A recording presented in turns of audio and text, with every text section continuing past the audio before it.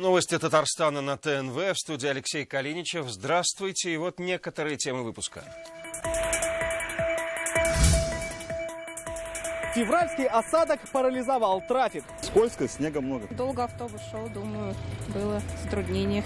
Когда непогода приводит к пробкам, что происходит дальше, узнавал Рамиль Шайдуллин. Гостиница без звезд.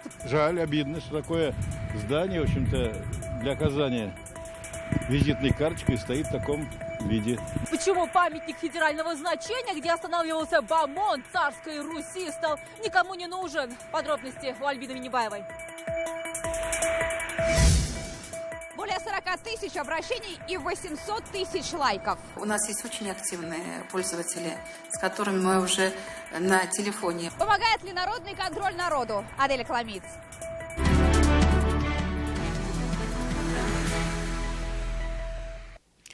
Роботы на службе у человека, спутники нового поколения. Сегодня в подмосковном Сколково презентовали новые проекты. Оценку им дал Дмитрий Медведев и Президиум Совета по инновационному развитию. Рустам Минниханов подробно ознакомился с каждой из разработок. Материал готовится к эфиру, а пока к другим темам. Пробки на дорогах, аварии на трассах, метели, снежные заносы. За эту неделю в Татарстане выпадет норма осадков на полмесяца вперед. Мощный циклон пришел из Северной Атлантики. Как сегодня он спутал планы татарстанцам и где из-за аварий перекрыли трассу, расскажет Рамиль Шайдуллин. Обычно в городском трафике машина Дениса как влетая, но сегодня ей часто приходилось стоять словно вкопанной. Осадки запорошили дорогу, порой поток сдвигался через «не могу». Скользко, снега много, колея. Перемет. Плюс задний привод заносит, то есть сразу чувствуется. Если обычно в обед пройти вдоль потока машин сравнимо подвигу из-за крутого движения, то сегодня есть места, где авто просто замирают. Из-за непогоды в Казани пробки местами от 7 до 9 баллов. С утра стояли Пушкина и Мусина, до обеда парализовала улицу Сибгата Хакима. У села Апаково Альметьевского района из-за столкновения «Газели» и фуры и вовсе перекрыли участок трассы. В 150 километрах от Казани самосвал зацепил большегруз. На выезде из Мамадыша Калина на встречке столкнулась с Окой. МЧС республики на трассах разместили мобильные комплексы оповещений. А это последствия аварии в Казани. Разбитые Форд и Рено. Всего за сутки в Татарстане десяток аварий с пострадавшими. Водители на время выбирают пешие прогулки. Хожу пешком, чтобы в пробках не стоять. Или пользуюсь общественным транспортом. Автобусы и троллейбусы не менее уязвимы. Застывший трафик влияет на привычный график. Транспорт задерживается, казанцы опаздывают. Долго автобус шел, думаю, было затруднение. В Татарстане февральская метель. Обещают за 6 дней половину месячной нормы осадков. Как никогда в цене свежие прогнозы. Когда закончится вьюга? Что касается погоды на ближайшие сутки, то постепенно ожидается ее улучшение. Временами будет отмечаться снег, в основном небольшой и умеренный. Глубокий североатлантический циклон выходит на европейскую часть России. В предстоящую неделю в Татарстане ожидается сильный юго-западный ветер с порывами до 17-22 метров в секунду. Сейчас с зимними вольностями борются самыми надежными способами. На уборке снега в столице экипажи спецтехники. Но непогода еще добавит работы. Метель сегодня завершится за час до полуночи. Рамиль Шайдуллин, Марат Саидгараев, Андерсен Тальцев, ТНВ, Казань, Альметьевский район.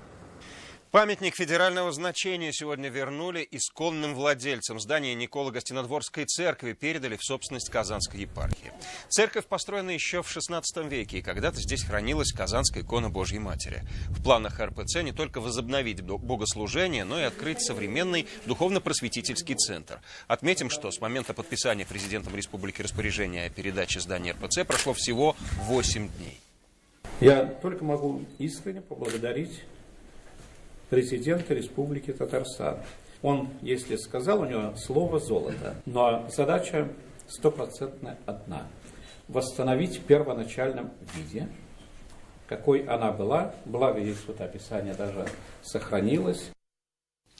А этот памятник федерального значения не спасли даже звезды. Казанская гостиница Дворянского собрания, которую в XVIII-XIX веках посещали Екатерина II, Александр Пушкин и Лев Толстой, в удручающем состоянии. Реставрировать владельцы не торопятся.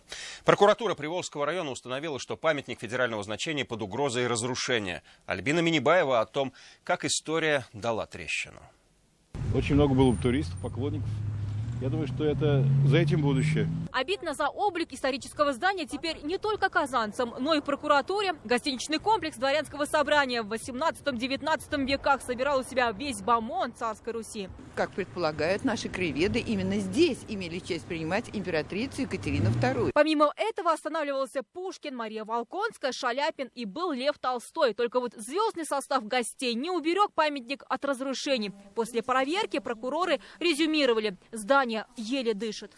В настоящее время объект культурного наследия федерального значения, гостиница Дворянского собрания, где останавливалась Волконская, Пушкин, Шаляпин, находится в аварийном состоянии, что может привести к утрате объекта культурного наследия. Вместо старого комплекса новый отреставрированный памятник. Еще по плану, который был составлен в 2014 году, реставрационные работы должны были завершить в сентябре прошлого года. Правда, вместо этого составили новый план. Правда, перечислили старые работы. Только вот на этот раз сроки окончания работ не стали указывать.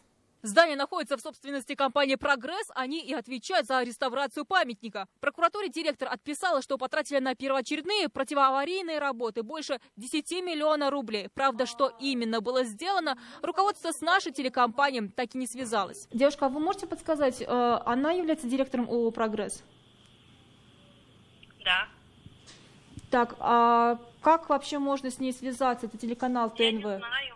Разрешение от Минкульта на выполнение противоаварийных работ у «Прогресса» действовало до конца 2015 года. В прошлом году компания должна была отчитаться. Но в Министерстве о реставрационных работах так никто и не похвастался. Срок истек, но, к сожалению, отчет о выполненных работах на данном объекте фирмы «Прогресс» в Министерство культуры не был предоставлен. Минкульт заверил нас, что в этом году к гостинице Дворянского собрания будет пристальное внимание. В 2017 году памятник включен в перечень объектов, сохранность которых будет под особым контролем. Альбина Минибаева, Александр Лобанов, ТНВ, Казань. И помощник, и главный критик. Система «Народный контроль» ставит рекорды по количеству жалоб и решенных заявок. 40 тысяч обращений и десятки тысяч выполненных задач. Только за год обращений стало в 2 раза больше. Кто умудрился отправить 1200 вопросов и кому и за что достались 45 тысяч рублей, выяснила Аделя Коломейц. На улице Батурина все спокойно, свобода движения для пешеходов и автолюбителей. Но 2 года назад картина выглядела иначе. Многочасовые пробки, проблемы с пешеходными переходами. Сейчас многие скажут спасибо тому, кто пожаловался в народный контроль. Были установлены и светофоры, и, более того, разделение было дорог, двухполосная она стала. И сегодня намного проще водителям проезжать эту улицу. Более 40 тысяч обращений поступило в систему «Народный контроль» только в 2016-м. Количество заявок увеличилось в 2 раза. Самые популярные категории – благоустройство территории, ремонт и содержание дорог. Порой «Народный контроль» решает то, что не решалось годами. Самый активный пользователь системы в прошлом году отправил 1200 обращений. 900 из них выполнили. Однажды пользовался, оставил жалобу по поводу дорог, по поводу плохого обслуживания дорог. И вот недавно сделали летом. Мы не пользуемся, я просто знаю о этом сайте. Народным контролем еще не пользовался, а так услугами регулярно. Проблемы решаются, но не все. Есть заявки, которые висят с 2012 года. Это из Казани, Альметьевска, Чистополя, но это исключение. Это перекресток проспект Победы и улица Закиева с просьбой установить здесь наземный пешеходный переход. Заявку в народный контроль подали еще в мае 2013-го. С того времени, как мы видим, здесь так ничего и не изменилось. Но и заявку в системе не отклонили. Это тот самый случай, когда нужно подождать. У исполкома города на этот участок дороги свои планы. Предполагается, что здесь будет и дорожная развязка, которая позволит уже несколько по-другому решить эту проблему. Возможно, это будет и подземный переход.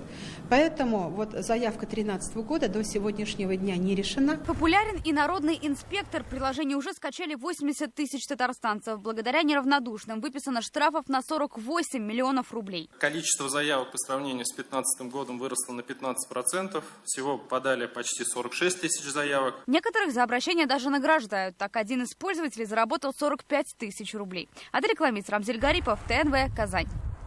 А они до народного контроля пока не дошли, зато ходят окольными путями до своей деревни. Марафонскую дистанцию приходится преодолевать жителям станции Акташ и села Верхний Акташ Альметьевского района. Причина спортивных подвигов поневоле: автобусы в села не заезжают. Светлана Звонарева на месте разбиралась в причине транспортного забвения.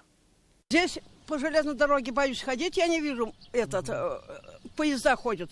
Непростыми путями приходится добираться Минибике Хайруллиной, чтобы попасть на заветный 101-й маршрут. Свой путь он начинает от Альметьевского автовокзала. Конечный пункт следования – село Русский Акташ. Хоть интервал движения каждый час, жители станции Акташ и деревни Верхний Акташ, несмотря на то, что их населенные пункты и находятся на пути маршрута, автобусов давно не встречали. Они к ним просто не заезжают. Невыгодно им, да, так они объясняют. Не оправдывает, говорят. Не оправдывает, да. Территориально станция Акташ относится к русско-акташскому сельскому поселению. Как выяснилось, местное руководство в курсе существующей проблемы и даже есть предложение по ее решению. Ввиду того, что там есть остановка капитальная, сделать, скажем, в режиме анализа, чтобы туда заезжал автобус в деревню хотя бы раз в день. Если для жителей станции Акташ основная проблема отсутствие специальных остановочных павильонов на трассе, то в Верхнем Акташе, в котором, к слову, проживает около 1000 человек, есть остановка. Но и это не спасает от невнимания транспортников. Мы стоим, ждем по времени автобус. В деревню он не заходит.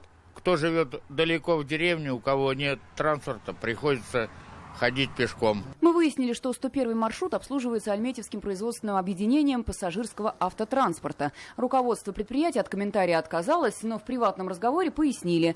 Маршрут выиграли по тендеру, и путь разрабатывали не они, а заказчик. За разъяснением мы обратились в исполком. Вопрос, касающийся 101 маршрута, нам известны. Они поднимались на сходах граждан. Все не приняты в работу. Решение будет приниматься с учетом особенностей каждого населенного пункта и требований к дорогам регионального значения. Сейчас исполком планирует переговорить с перевозчиком, чтобы найти оптимальное решение. Пока же преодолевать километры до села жителям придется на своих двоих. Светлана Звонарева, Фаат Гайсин, Булат Шафигуллин, ТНВ, Альметьевский район. Если вам есть что рассказать или поделиться новостью, звоните в нашу информационную службу. Телефон 570 50 17. Заблокировать. С таким заявлением сегодня прокуратура Набережных Челнов обратилась в Роскомнадзор. Речь о 5 интернет-сайтах, которые могут угрожать безопасности детей. О том, как защитить юное поколение от виртуальных влияний, говорили в Казани. Как интернет-квесты могут привести к суициду, расскажем в 21:30. Вы смотрите новости Татарстана, и вот о чем далее. Чистопольский чак-чак на авиалинии России. Мы над этим работаем. О сладких и не очень проблемах и задачах для района. Александра Севастьянова. Мужеству посвящается. Историческая оценка уже дана. Как в Казани чествовали воинов-афганцев и о чем они не любят хвастаться, расскажет Дмитрий Аринин.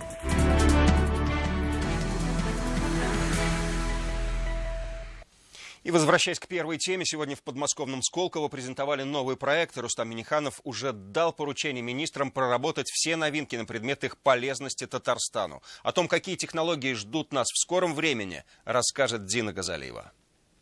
Инновационный центр Сколково на слуху у большинства россиян по разным причинам, как отрицательным, так и положительным. Сегодня здесь собрались представители всех федеральных средств массовой информации. Инноваторы, которые работают в центре, презентуют правительству и прессе свои новые разработки. Например, вот это микросенсорные технологии. Николай, здравствуйте. Расскажите, о чем идет речь? Мы представляем инфракрасный мини-спектрометр на базе светодиодов средней инфракрасной области. Прибор очень компактный, с очень высоким быстродействием.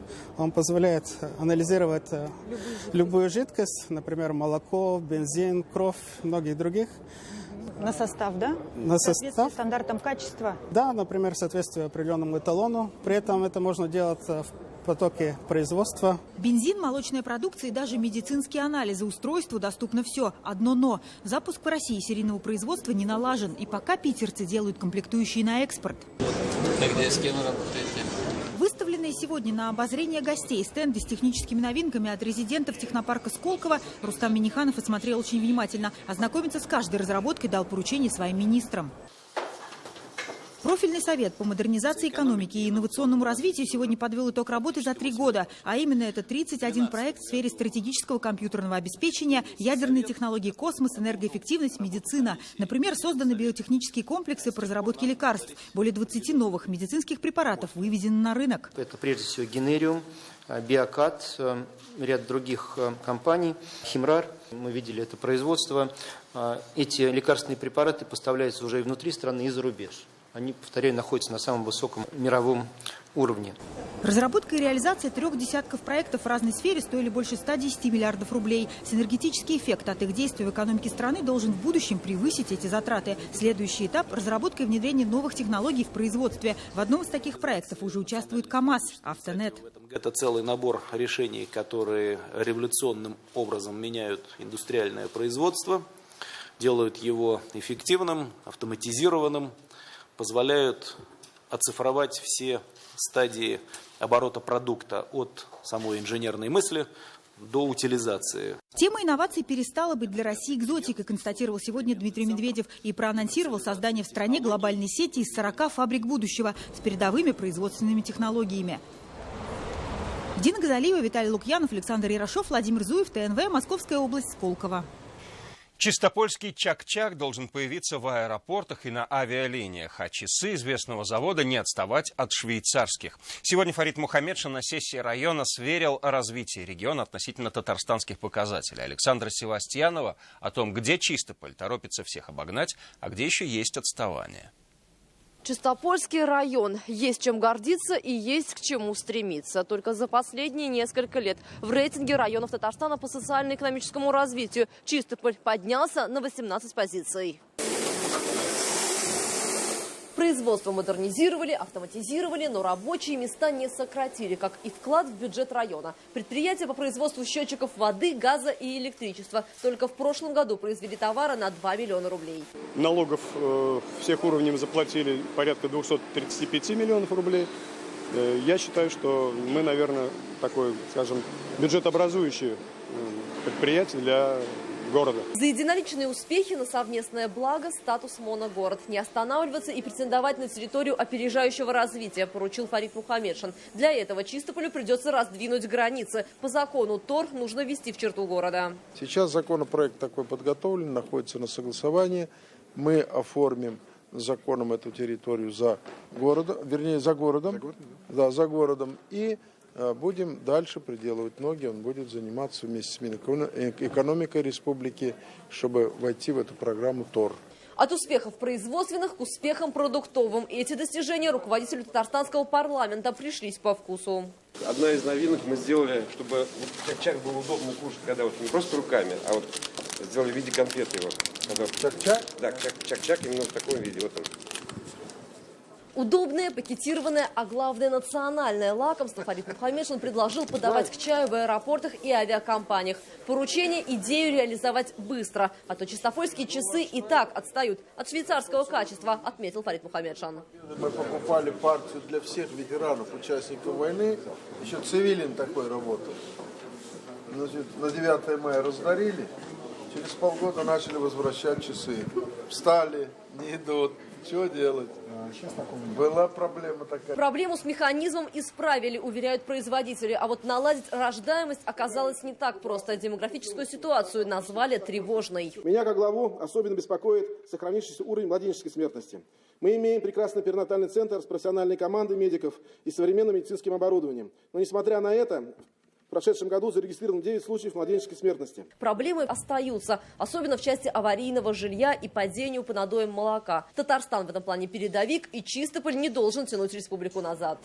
Александр Севастьянов, Алексей Алексеев, ТНВ, Чистопольский район. В России 28-я годовщина вывода войск из Афганистана. Официальная дата 15 февраля, но уже сегодня коллег и сослуживцев чествуют полицейские Татарстана. О чем не принято говорить у афганцев, узнал Дмитрий Аринин.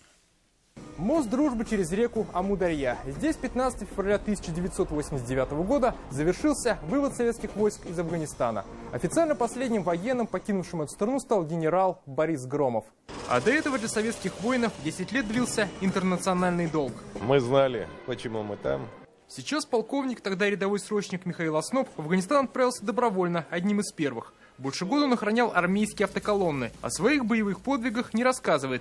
Говорит только, что за это время несколько раз побывал в отпусках и госпиталях. Историческая оценка уже дана. Войска, которые находились в Афганистане, они на 10 лет отодвинули наркотики от наших границ и на 10 лет сдержали международный терроризм. Минуты молчания и словами, что заставляют умолкнуть, сегодня своих боевых товарищей вспоминали полицейские Татарстана. Как посчитали, каждый 10-й воин-афганец затем стал в ряды стражей порядка. Ветераны Афганистана. Им полной чашей пришлось хлебнуть и страданий, и горя, и отчаяния, и трудностей. Вы исполнили свой долг и достойны славы. Славить подвиг афганцев в нашей стране будут и завтра, в официальный день памяти воинов-интернационалистов. Они уже стали ярким примером мужества и братства. Дмитрий Арин, Рамзиль Гарипов, ТНВ, Казань. КВН едет в Татарстан. Сезон 2017 года телевизионной первой лиги КВН будет проходить в Казани. Чем удивит Казань искушенных зрителей, расскажет Альбина Габдуллина. А я в Татарстане живу, и Миниханова люблю, понимаете? О любви, о Татарстане и о экономике здесь шутили, казалось, на все актуальные темы. Оно неудивительно. КВНщики способны превратить любую конференцию в разминку. Даже вопрос о финансировании первой лиги удалось обыграть шуткой. Не сможете сказать, что ваши денежки плакали, ваши денежки смеялись. Но шутки шутками, а организация такого масштабного проекта включает в себя не только денежные затраты. Телевизионную первую лигу будут транслировать на нашем канале. А это значит, что подготовят всех. От самих КВНщиков до операторов и режиссеров. Так, чтобы все легло по картинке. Чтобы были экраны, чтобы были сеточные экраны, чтобы это все было соответствовало формату телевизионной картинки федерального канала. То есть расходы есть, безусловно. Игры первой лиги пройдут с 28 по 31 марта. В них примут участие 24 команды, в том числе из Лондона и Иерусалима. Команда КВН Казань. Спасибо. Альбина Габдуллина, Андрей Сентальцев, ТНВ, Казань. Футбол, вино, природа, музыка. Александр Сладковский и Госоркестр вернулись из турне по Испании. Сегодня маэстро встречался с журналистами. Елена Новгородцева узнала, почему заполняемость концертных залов родины корриды и фламенко ниже, чем в Казани, и почему королева Испании София не удержалась и пошла в пляс.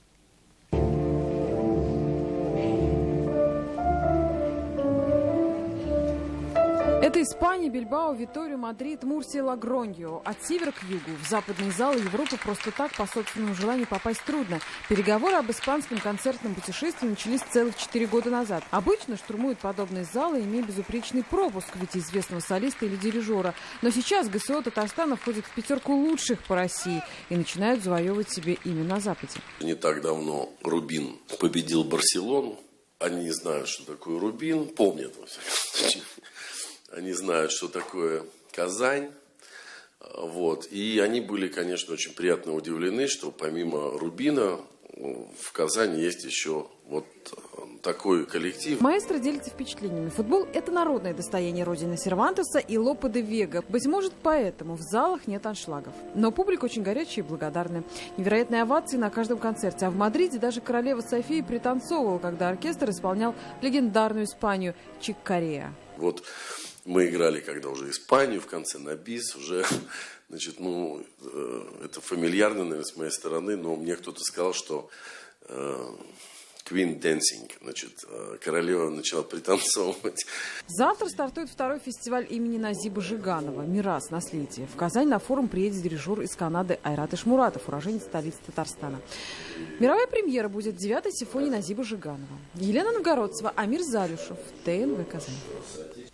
Тысячи слов о любви. Особый день сегодня у влюбленных. Лейсан Сабирова погрузилась в атмосферу праздника и поговорила о любви.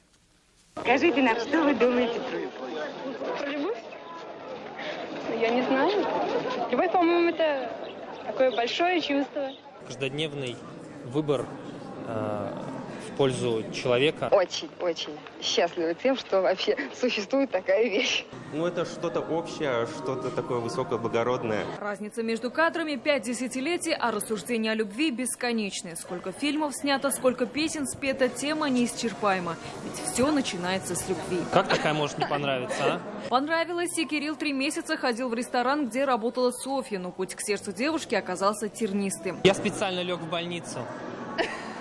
Чтобы я его навещала. Их судьба свела в Казани. Она из Мурманска, он из Ижевска. Все-таки фамилия Казанцевы. Казань для Казанцевых. Центр семьи Казан для традиций. Александра и Полина, уважая традиции, решили сначала сыграть помолвку. В ЗАГС вернутся 7 июня. 14 числа, День влюбленных, такой день один раз в году. Как же не обещанство в этот день? Все начинается с любви, утверждал рождественский Калимулин, и говорят, ее продолжением должна быть семья. Татьяна клюнула на романтичность Руслана. Закинул удочку и поймал золотую рыбку. Любовь стара, как мир, любви все возрасты покорны. Как много слов сказано поэтами и говорят сами влюбленные. 33 года вместе мы, да, но я не представляю без него жизни. Никогда не кончается. Она что, в пожилом, взрослом возрасте. Любовь действительно широкое понятие. Любовь родителей, любовь к родителям, любовь детей. Любовь похожая на сон. Иза Сабирова, Ильшат Аюпов, Альберт Шафигуллин, Андерсон Тальцев, ТНВ, Казань-Челны.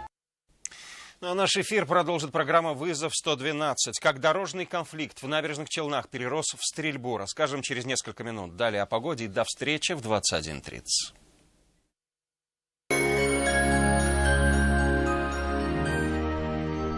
Лечение аденомы и простатита на израильском аппарате Термекс. Весь февраль прием уролога СУЗИ всего 500 рублей. Данила Мастер. Портрет на памятник бесплатно. 202-38-32.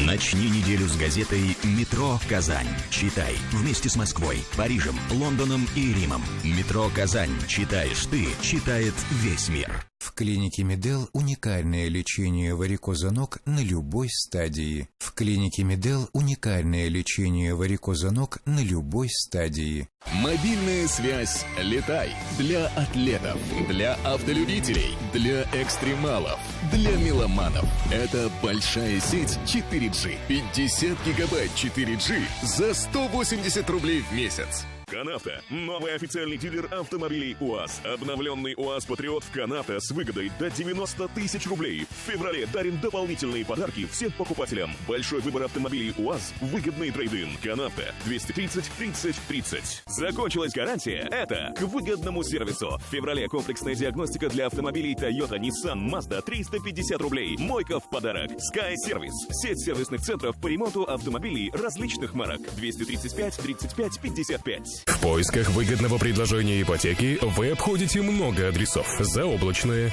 высокое, среднее, рыночное. Но если вы ищете низкую ставку, запишите. Выгодная. Банк Аверс. Здесь живет доступная ипотека с государственной поддержкой. Банк Аверс. Доступная ипотека здесь. Знание сегодня – лидерство в будущем. Казань-Оргсинтез плодотворно сотрудничает с ведущими вузами России. Каждый год мы повышаем уровень почти 5000 сотрудников предприятия, потому что движение к будущему не должно останавливаться. Казань-Оргсинтез. Непрерывное развитие. Assalamu alaykum, hurmatli va izzatli millatdoshlar. Sizni barcha xizmatda Bulg'ar radiosi Milliy muzikal premiyasini topshiruv tantanasini kutib qolamiz. 25 fevralda Piramida ko'ngilachlik usagimda. Siz o'zingizning yaratgan jizirlar, yaratgan artistlarni ko'rib baxtına erishirsiz.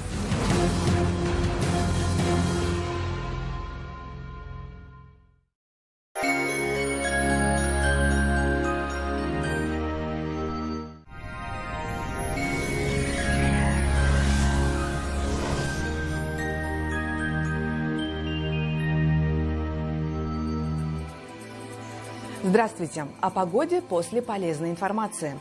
Боль в суставах и позвоночнике не только ограничивает движение, она ограничивает жизнь. Магнитотерапевтический аппарат Алмат-01 дает возможность остановить развитие болезни и вернуть суставам былую подвижность. В феврале купите Алмат-01 по сниженной цене в аптеках города. Долгожданная акция. С 13 по 26 февраля снижаем цену на Алмак-01. В аптеках 36,6 отличная и аптеках низких цен. Спешите, количество товара ограничено. В Татарстане установилась умеренно морозная погода, местами с метелями и порывистым ветром, что вполне характерно для февраля месяца. 15 февраля на юго-востоке в Бугульме, Бавлы, Азнакаево облачно. Синоптики обещают снег, к вечеру сильный. Температура воздуха ночью минус 13, днем около 8 мороза. В Нижнекамске, Набережных Челнах, Елабуге также пройдет снег, временами метели. Ночные и дневные температуры схожи и завтра составят 8 градусов ниже нуля. Облачная погода со снегопадами и на севере Татарстана. Температура воздуха около 10 градусов со знаком минус.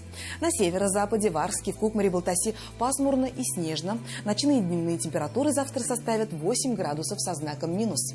На юго-западе, в Болгаре, в Буинске, Дрожжаном облачно и снежно. Ночью минус 10, днем столбики термометров покажут минус 7. Для жителей центральных районов 15 февраля будет пасмурным, временами пройдет снег. Температура воздуха около 8 градусов мороза.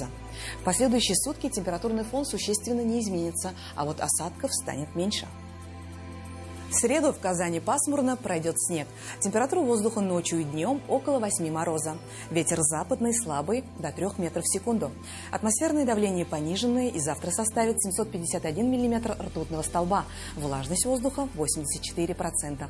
Ожидается магнитная буря. Берегите себя. В студии была Лейла Латыпова. До встречи на ТНВ.